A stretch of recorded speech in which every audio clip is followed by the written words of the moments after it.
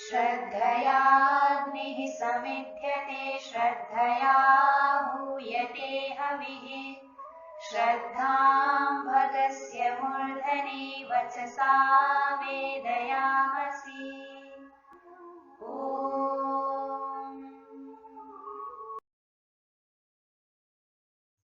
नमस्ते जी। ही संस्कृतम शिक्षामही में आप सभी का हार्दिक स्वागत है। आइए नई कक्षा आरंभ करने से पहले हम पिछली कक्षा की आवृत्ति कर लेते हैं। पिछली कक्षा में हमने इनंत शब्द के नपुंसकलिंग में रूप किस प्रकार चलते हैं यह देखा था और कुछ इनंत नपुंसकलिंग शब्दों को लेकर के वाक्य में किस प्रकार प्रयोग किया जाता है उनको भी देखा था। और एक नई संधि देखी थी ष्टुत्व संधि। ष्टुत्व संधि का प्रयोग जश्त्व संधि के साथ और जश्त्व संधि के बिना किस प्रकार होता है यह भी हमने उदाहरणों के द्वारा समझा था। आइए अब हम अपनी अगली कक्षा की ओर आगे बढ़ते हैं। आज हम देखेंगे समीपवाची और दूरवाची शब्दों का संस्कृत में प्रयोग किस प्रकार किया जाता है। हमने शीर्षक दिया है समीपवाचिनः दूरवाचिनः च शब्दाः।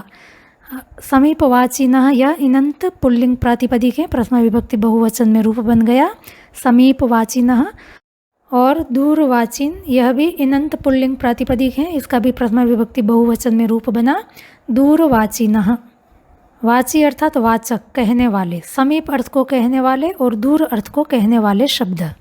अब तो आपका इनंत शब्दों से बहुत अच्छा परिचय हो गया होगा, आपके लिए अत्यंत सहज हो गए होंगे।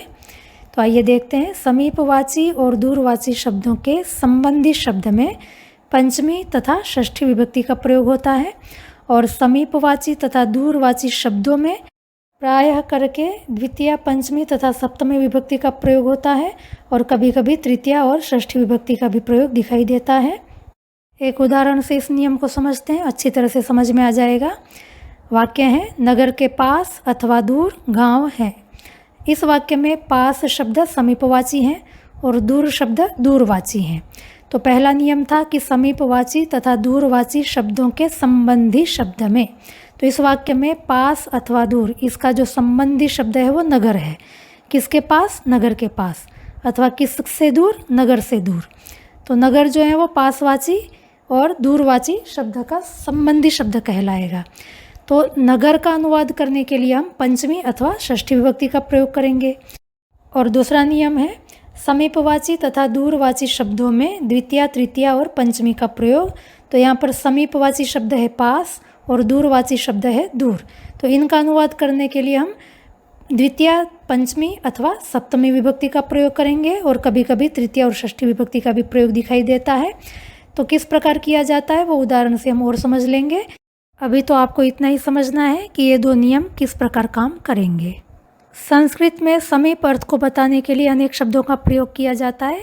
आपके सामने है समीप, सकाश, अभ्यास, अंतिक, पार्श्व, इन सभी शब्दों का अर्थ है पास। और दूर अर्थ को बताने के लिए भी दो शब्द प्रयोग किए जाते हैं, दूर अथवा विप्रकृष्ट। आइए पहले हम देखते हैं समीपवाची शब्दों का प्रयोग किस प्रकार किया जाता है। वाक्य है मामी बीमार हैं इसलिए आज हम उनके पास जाएंगे। तो मामी को संस्कृत में मातुलानी कहते हैं, बीमार के लिए रुग्ण प्रातिपदिक है। अतः मामी बीमार है, इस वाक्य का अनुवाद होगा मातुलानी रुग्णा अस्ति। दूसरा वाक्य है इसलिए आज हम उनके पास जाएंगे। जाने के लिए गम धातु का प्रयोग करेंगे, भविष्यत काल होने से लृट लकार का प्रयोग करेंगे। यहाँ एक बात ध्यान देनी है कि यद्यपि समीपवाची और दूरवाची शब्दों के जो संबंधी शब्द हैं उसमें पंचमी और षष्ठी दोनों विभक्ति का प्रयोग कहा गया है, किंतु यदि समीपवाची शब्द हैं तो उसके संबंधी शब्द में प्रायः करके षष्ठी विभक्ति का प्रयोग होता है और यदि दूरवाची शब्द हैं तो उसके संबंधी शब्द में प्रायः करके पंचमी विभक्ति का प्रयोग होता है। तो हमारे वाक्य में यहाँ पर पास शब्द का प्रयोग हुआ है, अर्थात समीपवाची शब्द का प्रयोग हुआ है। तो उसका जो संबंधी शब्द है उनके, इसका अनुवाद करने के लिए हम षष्ठी विभक्ति का प्रयोग करेंगे। उनके इस शब्द के द्वारा मामी को बताया जा रहा है और संस्कृत में मामी के लिए स्त्रीलिंग शब्द का प्रयोग किया जाता है। अतः उनके इसका अनुवाद करने के लिए हम तत्सर्वनाम स्त्रीलिंग में प्रयोग करेंगे और अभी हमने देखा कि समीपवाची शब्द का संबंधी शब्द जो होता है उसमें प्राय करके षष्ठी विभक्ति का प्रयोग होता है। अतः उनके इसका अनुवाद करने के लिए हम स्त्रीलिंग तत्सर्वनाम षष्ठी विभक्ति एक वचन में तस्याह इस प्रकार अनुवाद करेंगे। और पास यह समीपवाची शब्द है, उसके लिए नियम है कि समीपवाची शब्द में द्वितीया, पंचमी और सप्तमी इन तीन में से किसी का भी प्रयोग होता है और कभी कभी तृतीया अथवा षष्ठी का भी प्रयोग होता है। यद्यपि कब किस विभक्ति का प्रयोग करना है इसके लिए कोई विशेष नियम नहीं है, फिर भी जिस प्रकार हमने कर्म, अपादान, अधिकरण आदि कारक विभक्तियों का प्रयोग देखा था, लगभग उसके अनुसार ही यहाँ पर भी प्रयोग किए जाते हैं। जैसे यहाँ पर हमारा वाक्य है कि हम जाएंगे, कहाँ जाएंगे? उनके पास। तो यहाँ पर गम्य स्थान है उनके पास। हमने देखा है कि गम्य स्थान कर्मकारक होने से द्वितीय विभक्ति का प्रयोग होता है, तो यहाँ पर भी पास का अनुवाद करते समय हम समीपवाची शब्द में द्वितीय विभक्ति का प्रयोग करेंगे। और कोई लिंग विशेष न होने से हम नपुंसक लिंग का प्रयोग करेंगे। और यहाँ पर कोई संख्या भी नहीं है इसलिए हम एक वचन का प्रयोग करेंगे। हम यह कर्ता कारक है उसका अनुवाद करने के लिए वयम सर्वनाम का प्रयोग होगा। आज यह अव्यय है उसका अनुवाद करने के लिए अद्य अव्यय का प्रयोग करेंगे, इसलिए इसका अनुवाद करने के लिए अतः अव्यय का प्रयोग होता है। संपूर्ण वाक्य का अनुवाद होगा अतः अद्य वयम तस्याः समीपम गमिष्यामः।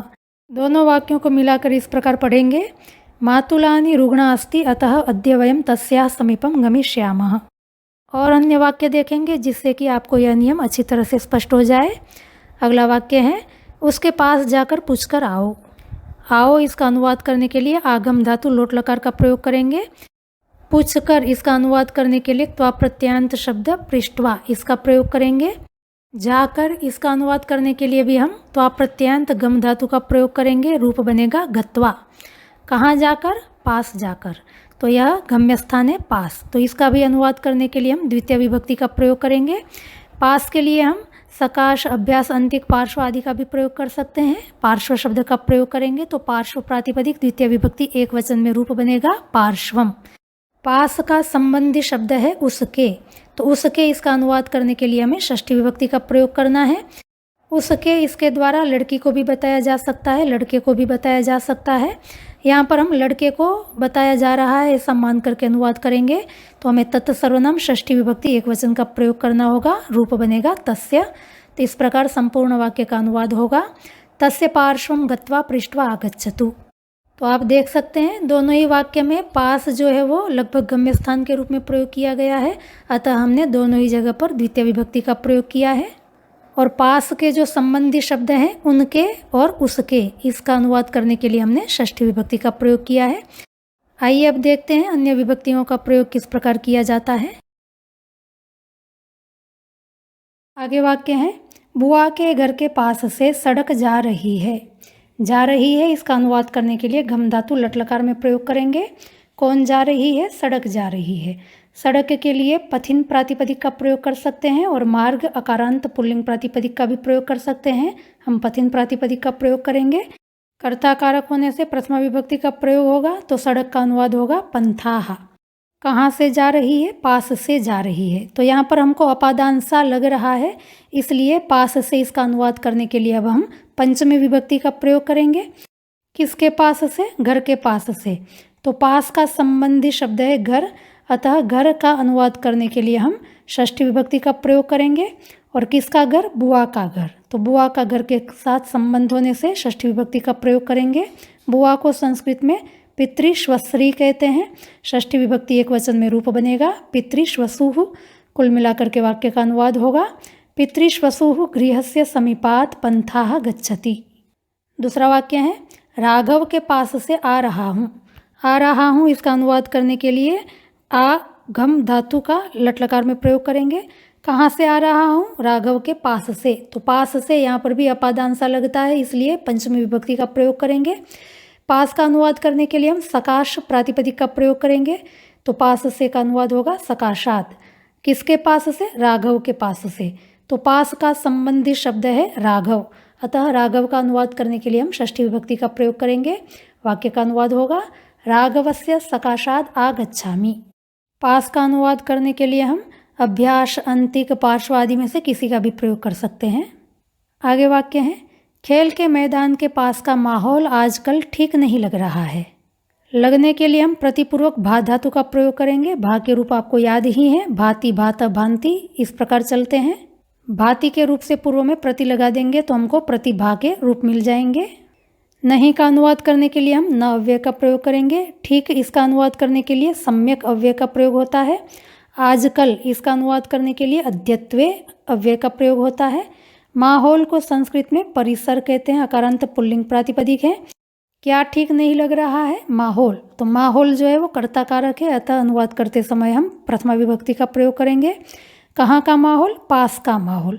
तो यहाँ पर हमको संबंध सा लग रहा है, अतः यहाँ पर पास का अनुवाद करने के लिए हम षष्ठी विभक्ति का प्रयोग करेंगे। हमने देखा है कि द्वितीय, पंचमी, सप्तमी का प्राय करके प्रयोग होता है, पर कभी कभी तृतीय और षष्ठी का भी प्रयोग हो जाता है।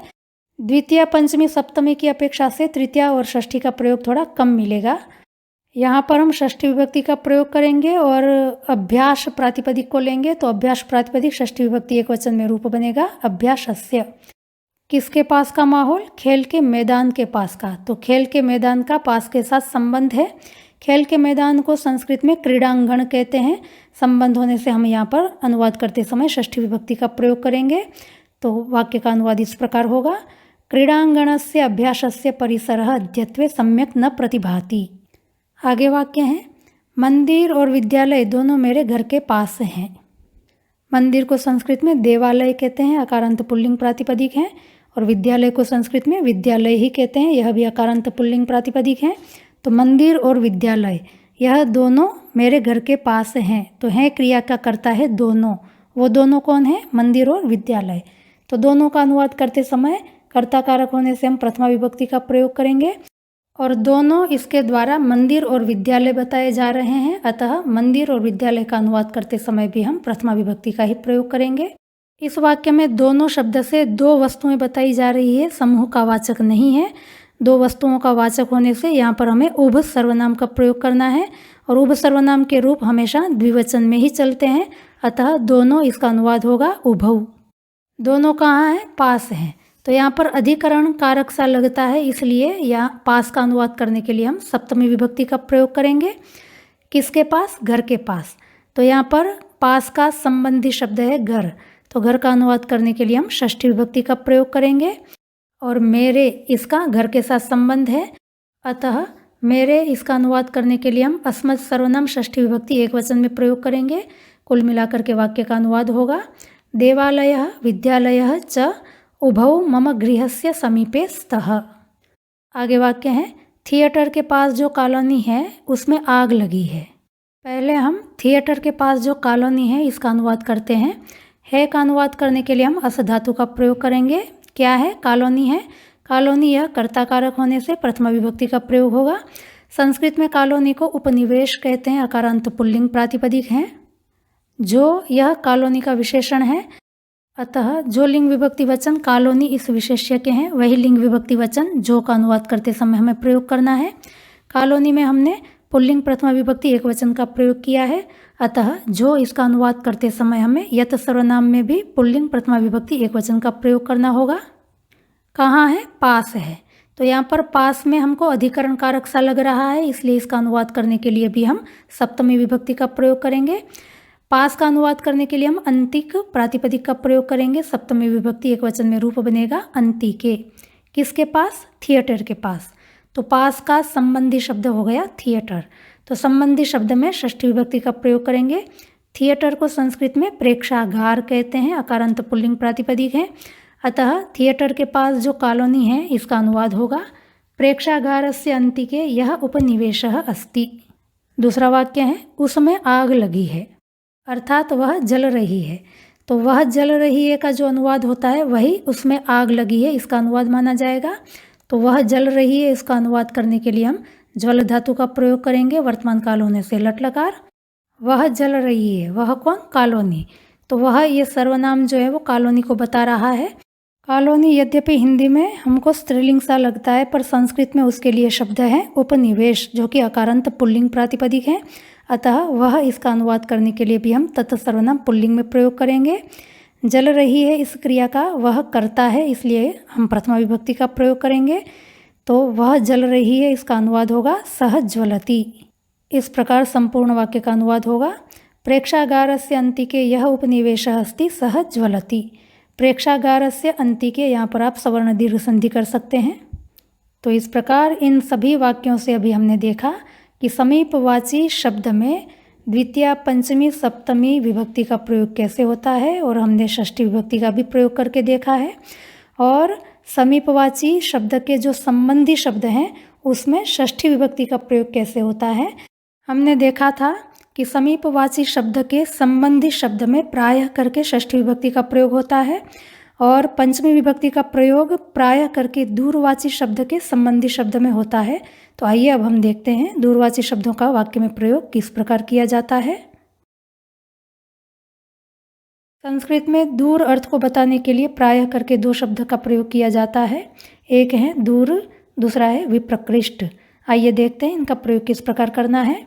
वाक्य है, सोमनाथ मंदिर मेरे घर से दूर है क्रिया का अनुवाद करने के लिए अब तक हम अस धातु का प्रयोग करते आए हैं। वृत्त धातु का भी प्रयोग कर सकते हैं। वृत्त धातु आत्मनेपदी है, यहाँ पर हम वृत्त धातु का प्रयोग करेंगे। कौन है? सोमनाथ मंदिर है। सोमनाथ मंदिर करता है, कहाँ है? दूर है। तो यहाँ पर अधिकरण जैसा लग रहा है, अतः दूर का अनुवाद करने के लिए हम सप्तमी विभक्ति का प्रयोग करेंगे। किंतु आरंभ में जैसे मैंने बताया था कि यहाँ पर कोई नियम नहीं है कब कौन सी विभक्ति का प्रयोग करना है। व्यवहार से ही हमको निर्धारण करना है कि कब किस विभक्ति का प्रयोग होता है। जैसे जैसे आपका अभ्यास बढ़ेगा आपको भी समझ में आएगा कि द्वितीया का प्रयोग करूँ कि पंचमी का करूँ कि सप्तमी का करूँ, कोई जटिल विषय नहीं है। थोड़े अभ्यास की ज़रूरत है, उसके बाद आप भी सहजता से समझने लग जाएंगे। तो यहाँ पर हम पहले द्वितीय विभक्ति का प्रयोग करेंगे और बाद में सप्तमी विभक्ति का भी प्रयोग करेंगे। किससे दूर है? घर से। तो दूर का संबंधी शब्द है घर। अब हमने देखा था कि दूरवाची शब्द के संबंधी शब्द में प्रायः करके पंचमी विभक्ति का प्रयोग होता है। तो यहाँ पर घर का अनुवाद करने के लिए हम पंचमी विभक्ति का प्रयोग करेंगे। तो वाक्य का अनुवाद होगा, सोमनाथ मंदिरम मम गृहाद दूरम विप्रकृष्टम वा वर्तते। और जब हम दूरवाची शब्द में सप्तमी विभक्ति का प्रयोग करेंगे तब वाक्य का अनुवाद होगा, सोमनाथ मंदिरम मम गृहाद दूरे विप्रकृष्टे वा वर्तते। जैसे हमने यहाँ पर दूरवाची शब्द में द्वितीय विभक्ति का भी प्रयोग किया है और सप्तमी विभक्ति का भी प्रयोग किया है, ठीक वैसे ही समीपवाची शब्द में भी हम कर सकते हैं। यदि ये वाक्य इस प्रकार हो कि सोमनाथ मंदिर मेरे घर के पास है, तो यहाँ पर पास का अनुवाद करने के लिए हम समीप शब्द में द्वितीय का भी प्रयोग कर सकते हैं और सप्तमी का भी प्रयोग कर सकते हैं। पर पास का जो संबंधी शब्द है घर, उसका अनुवाद करने के लिए हम षष्ठी विभक्ति का प्रयोग करेंगे, क्योंकि प्रायः करके समीपवाची शब्द के संबंधी शब्द में षष्ठी विभक्ति का प्रयोग होता है। तब इस वाक्य का अनुवाद होगा, सोमनाथ मंदिरम मम गृहस्य समीपम समीपे वा वर्तते। तो प्रथम वाक्य में आप देखें, दूरवाची शब्द का जो संबंधी शब्द है गृह, उसमें हमने पंचमी विभक्ति का प्रयोग किया है, और द्वितीय वाक्य में समीपवाची का संबंधी शब्द घर के साथ हमने षष्ठी विभक्ति का प्रयोग किया है। आगे वाक्य है, वह दूर से आ रहा है। आने के लिए हम आंग पूर्वक गम धातु का प्रयोग करेंगे। वर्तमान काल होने से लट लकार। कहाँ से आ रहा है? दूर से। तो यहाँ पर अपादान सा लगता है, अतः दूर इसका अनुवाद करने के लिए हम पंचमी विभक्ति का प्रयोग करेंगे। वाक्य का अनुवाद होगा, सह विप्रकृष्टाद दूराद वा आगच्छति। आगे वाक्य है, वे हमारे दूर के संबंधी हैं। है का अनुवाद करने के लिए हम अस धातु का प्रयोग करेंगे। कौन है? वे हैं। वे कर्ता कारक हैं, उसका अनुवाद करने के लिए तत्प्रातिपदिक का प्रयोग करेंगे। अब वे से जिसको हम बता रहे हैं वो स्त्री भी हो सकती है, पुरुष भी हो सकता है, और स्त्री पुरुष दोनों भी हो सकते हैं। तो ऐसी स्थिति में हमें पुल्लिंग का प्रयोग करना है। तो तत् सर्वनाम पुल्लिंग में प्रयोग करेंगे। कौन है? संबंधी है। तो संबंधी यह वे का विशेषण है, अतः जिन लिंग विभक्ति वचन का प्रयोग वे का अनुवाद करने के लिए हमने किया है, उन्हीं लिंग विभक्ति वचन का प्रयोग संबंधी इसका अनुवाद करने के लिए हम करेंगे। वे का अनुवाद करने के लिए हमने पुल्लिंग प्रथमा विभक्ति बहुवचन का प्रयोग किया है। तो संबंधी इसका भी अनुवाद करने के लिए हम पुल्लिंग प्रथमा विभक्ति बहुवचन का प्रयोग करेंगे। संबंधी इसके लिए संस्कृत में संबंधिन प्रातिपदिक का प्रयोग होता है, इनंत प्रातिपदिक है, अतः पुल्लिंग प्रथमा विभक्ति बहुवचन में रूप बनेगा संबंधिनः। कैसे संबंधी? दूर के। यहाँ पर जो दूरी है वो स्थान की दूरी नहीं है, रिश्तों की दूरी है। रहते तो हमारे बगल में ही है, पर रिश्ते से देखने जाएं तो वो हमारे दूर के रिश्तेदार हैं। तो इस प्रकार के वाक्य में जब हम दूर के सुनते हैं तो हमको न तो कर्म का बोध होता है, न अपादान का बोध होता है, न अधिकरण का बोध होता है। इसलिए यहाँ पर हम द्वितीय पंचमी सप्तमी विभक्ति का प्रयोग नहीं करेंगे। और संस्कृत में नियम है कि जहाँ कोई कारक सुनाई नहीं पड़े तो शब्द में षष्ठी विभक्ति का प्रयोग करना होता है। इसलिए यहाँ पर भी हम षष्ठी विभक्ति का प्रयोग करेंगे। हमारे इसका संबंध है संबंधी के साथ, अतः उसका अनुवाद करने के लिए हम षष्ठी विभक्ति का प्रयोग करेंगे। तो वे हमारे दूर के संबंधी हैं, इसका अनुवाद होगा ते अस्माकं दूरस्य संबंधिनः सन्ति। दूर के इसका अनुवाद करने के लिए संस्कृत में एक दूसरी विधा भी है।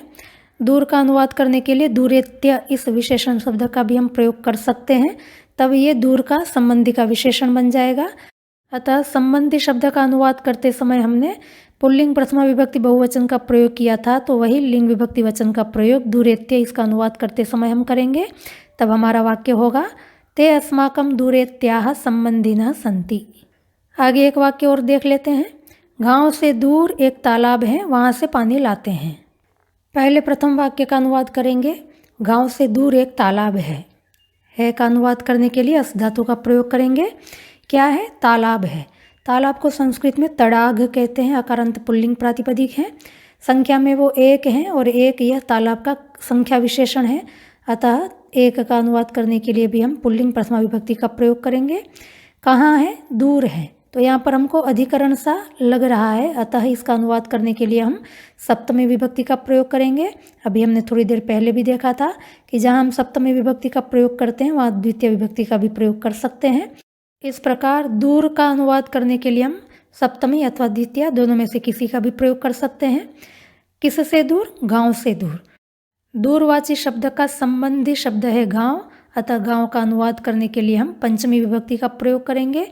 इस प्रकार गांव से दूर एक तालाब है, इस वाक्य का अनुवाद होगा ग्रामात् दूरे दूरम वा एकः तडागः अस्ति। दूसरा वाक्य है वहाँ से पानी लाते हैं। कौन लाते हैं? हम लाते हैं। तो यहाँ पर वाक्य में हम हमको कर्ता मान करके चलेंगे। लाने के लिए हम आपूर्वक नि धातु का प्रयोग करेंगे। वर्तमान काल होने से लट लकार। क्या लाते हैं? पानी लाते हैं। पानी कर्मकारक है। कहाँ से लाते हैं? वहाँ से। तो वहाँ से का अनुवाद करने के लिए ततः अव्यय का प्रयोग होता है। इस प्रकार वहाँ से पानी लाते हैं, इसका अनुवाद होगा ततः जलम आनयामः। दोनों वाक्यों का अनुवाद इस प्रकार होगा ग्रामात् दूरे दूरम वा एक तडागः अस्ति ततः जलम आनयामः। यदि यह वाक्य इस प्रकार हो कि गांव के पास एक तालाब है, वहाँ से पानी लाते हैं, तो यहाँ पर पास इसका अनुवाद करने के लिए समीपवाची किसी भी शब्द का प्रयोग कर सकते हैं और उसमें सप्तमी अथवा द्वितीय दो में से किसी भी विभक्ति का प्रयोग हो सकता है। और पास का जो संबंधी शब्द है गांव, उसका अनुवाद करने के लिए हम षष्ठी विभक्ति का प्रयोग करेंगे। तो वाक्य का अनुवाद होगा ग्रामस्य समीपे समीपम वा एकः तडागः अस्ति ततः जलम आनयामः। इस प्रकार अब आपको ये अच्छी तरह से समझ में आ गया होगा कि संस्कृत में समीपवाची शब्द अथवा दूरवाची शब्द का अनुवाद करना हो तो प्रायः करके द्वितीय पंचमी सप्तमी विभक्ति का प्रयोग होता है और कभी कभी तृतीय अथवा षष्ठी विभक्ति का भी प्रयोग होता है। हमने यहाँ पर तृतीय विभक्ति का प्रयोग नहीं देखा है क्योंकि तृतीय विभक्ति के प्रयोग प्राय मिलते नहीं हैं, पर क्योंकि व्याकरण में तृतीय विभक्ति का उल्लेख किया हुआ है इसलिए मैंने यहाँ पर उसको लिख दिया है। और समीपवाची और दूरवाची के जो संबंधी शब्द हैं उसमें पंचमी अथवा षष्ठी विभक्ति का प्रयोग होता है। प्राय करके समीपवाची का संबंधी शब्द होगा उसमें आपको षष्ठी विभक्ति का प्रयोग ज़्यादा मिलेगा और दूरवाची शब्द का जो संबंधी शब्द होगा उसमें पंचमी विभक्ति का प्रयोग प्रायः करके ज़्यादा मिलेगा। पर यह नियम नहीं है कि यही प्रयोग करना है। यदि कभी साहित्य के अंदर समीपवाची के संबंधी शब्द में पंचमी का प्रयोग और दूरवाची के संबंधी शब्द में षष्ठी का प्रयोग मिल जाए तो वो भी साधु मान लिया जाएगा। पर यदि आपको प्रयोग करना है तो आप समीपवाची के संबंधी शब्द में षष्ठी विभक्ति का प्रयोग करें और दूरवाची के संबंधी शब्द में पंचमी विभक्ति का प्रयोग करें। ऐसा करने में आपको अनुकूलता ज़्यादा होगी। तो इस नियम को आप ध्यान से दोहराएं, कोई कठिन नहीं है। और जैसे जैसे आप अभ्यास करते जाएंगे, आपका अभ्यास बढ़ता जाएगा तो आपको भी स्वतः समझ में आने लग जाएगा कि कब द्वितीय पंचमी सप्तमी का प्रयोग करें और कब नहीं करें। तो आज का पाठ यहीं तक रखते हैं। यदि आपको समझने में कहीं कोई कठिनाई आई हो तो आप हमें अवश्य पूछें, आपकी समस्याओं का समाधान करने का हम अवश्य प्रयास करेंगे।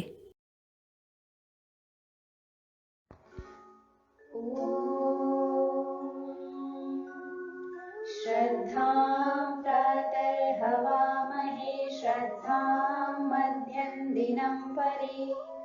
श्रद्धां सूर्यस्य निमृचे श्रद्धे श्रद्धापये हनः